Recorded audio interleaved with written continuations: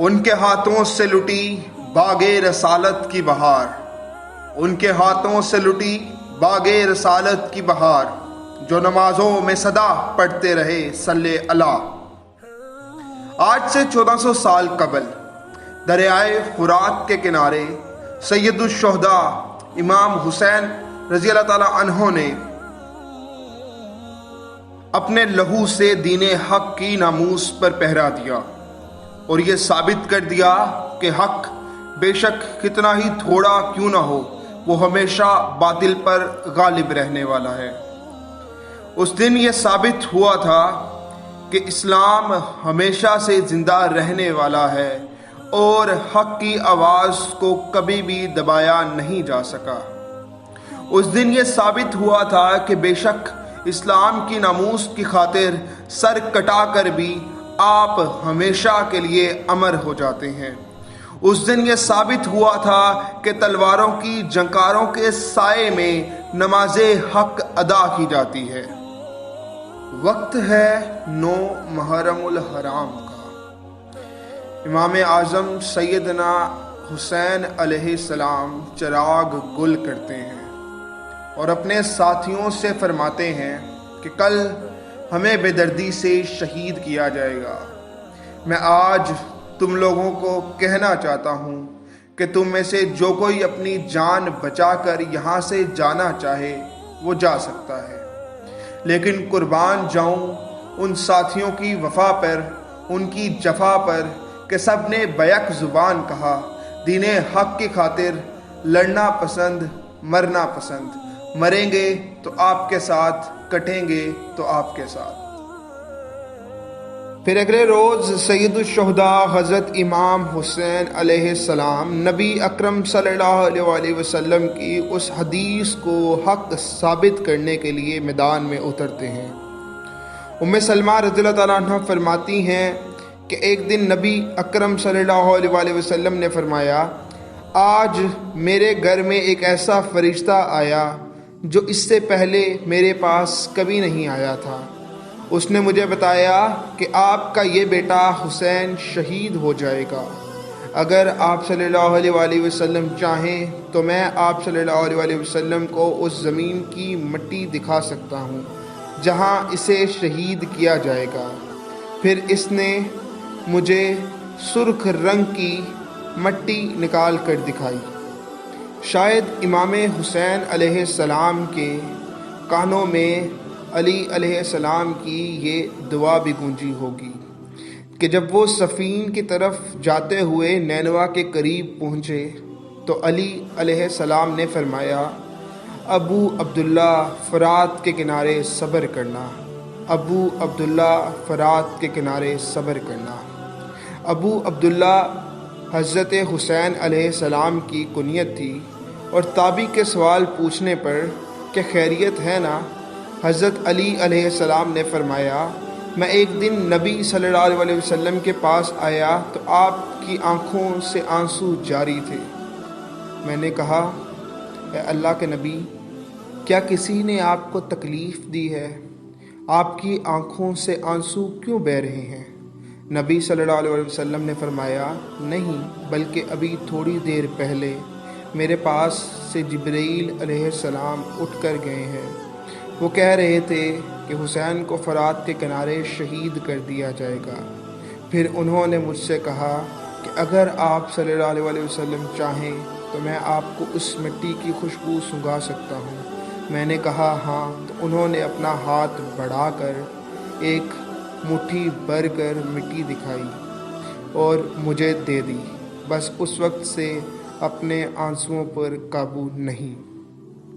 پھر کربلا کی مٹی کو حسین علیہ السلام کے خون سے پاک کیا جاتا ہے۔ حسین علیہ السلام کو اپنے ساتھیوں سمیت بے دردی سے شہید کیا جاتا ہے، لیکن شاید دشمن یہ بھول گئے تھے کہ یہ شہادت امام حسین علیہ السلام کو امر کرنے والی ہے۔ یہ شہادت جو بظاہر امام حسین رضی اللہ تعالیٰ عنہ کی نظر آتی تھی، یہ موت تھی ان کے دشمنوں کی، ان کے دشمنوں کی ہمیشہ ہمیشہ کے لیے ابدی موت تھی۔ آج اور روز قیامت تک جب تک اس دنیا میں مومن بستا ہے تب تک حضرت حسین علیہ السلام کے نام کو یاد رکھا جائے گا، کیونکہ شاید وہ یہ بھول چکے تھے کہ یہ وہی حسین علیہ السلام ہیں جو جنتی نوجوانوں کے سردار ہیں۔ شاید وہ یہ بھول چکے تھے کہ یہ وہی حسین علیہ السلام ہیں جن کو نبی اکرم صلی اللہ علیہ وسلم اپنے مبارک کندھوں پر اٹھا کر کھلایا کرتے تھے۔ وہ شاید یہ بھول چکے تھے کہ یہ وہی حسین علیہ السلام ہیں جن کے بارے میں نبی اکرم صلی اللہ علیہ وسلم نے ارشاد فرمایا کہ جس نے حسن و حسین سے محبت کی اس نے مجھ سے محبت کی، اور جس نے ان دونوں سے دشمنی کی اس نے مجھ سے دشمنی کی۔ اس شہادت کے بعد آج بھی یہ کہا جاتا ہے کہ کیا ہوا اگر ہم تعداد میں تھوڑے ہیں۔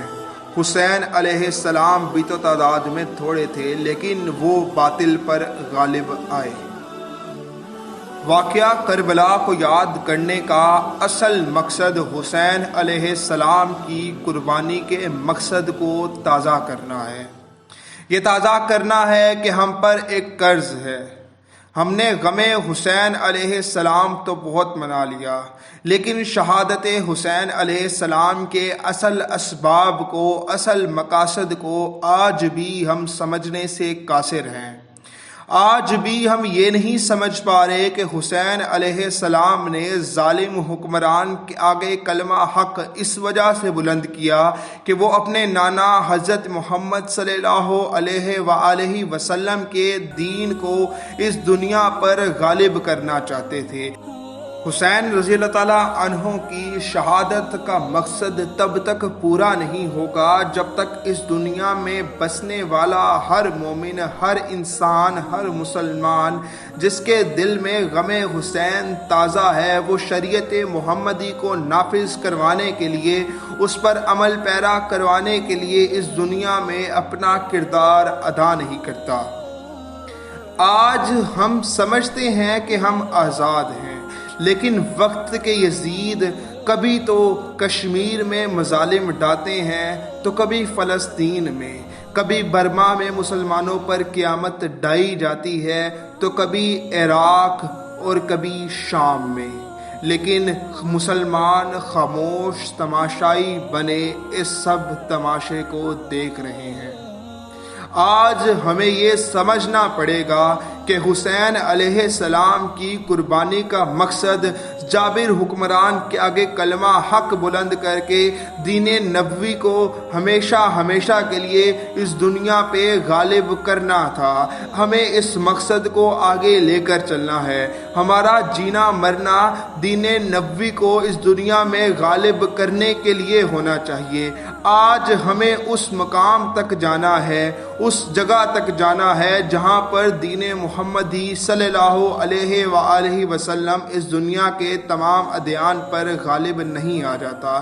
اس کے لیے ضروری ہے کہ پہلے ہم خود سچے اور پکے مسلمان بنیں، ہم خود مومن بنیں۔ ہم اس بات کو سمجھیں کہ جب حسین علیہ السلام کو شہید کیا جا رہا تھا تو وہ نماز کی حالت میں تھے۔ ہم اس بات کو سمجھیں کہ ہمیں شریعت محمدی پر کاربند ہونا ہے، ہمیں اس کو آگے لے کر چلنا ہے، ہمیں محمد صلی اللہ علیہ وسلم کے دین کو دنیا پر غالب کرنا ہے۔ یہ ایک تحریک کا نام ہے۔